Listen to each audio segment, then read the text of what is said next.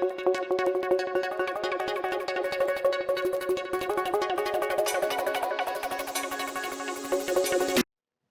Shri Krishna students, good morning. So today we are learning about ESR by Wintrop's method. So textbook has said collect the blood from antecubital vein here. For ease, we are already collecting, we have already received the sample from our labs, okay? Hospital labs, and this is called ED table, okay? ED table. So already the anticoagulant inside the bulb, blood will not clot because of anticoagulant. And from the help of a syringe, we will insert a syringe here and we will draw a blood. Okay, ready? That's how we will start the practical. Good morning student, Jai Shri Krishna. Today we are learning about ESR and PCV. So first of all, I would like to give you introduction, the Vestigeron tube and Winthrop tube. So as you can see, it is asked in a spotting also. Ready? Whatever?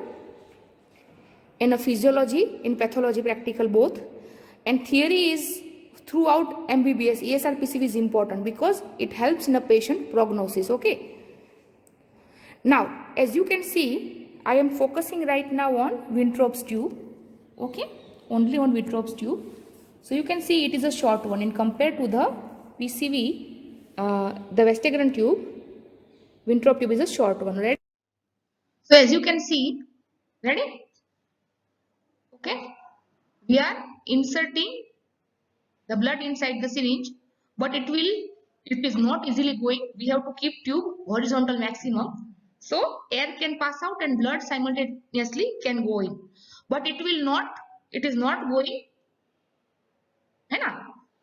Towards the end, तड़िया पर not जतु. So that's why our technician is doing what? Thumping. So blood trickle down the end and air goes out. Okay, we have mark up to 0. Ready? And this happened because of my mistake. There was a bubble already. Ready? Okay, 1 hour.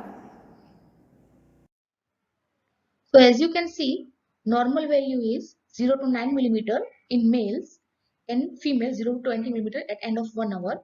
But here we collected the sample from patient, so it must be an infectious disease.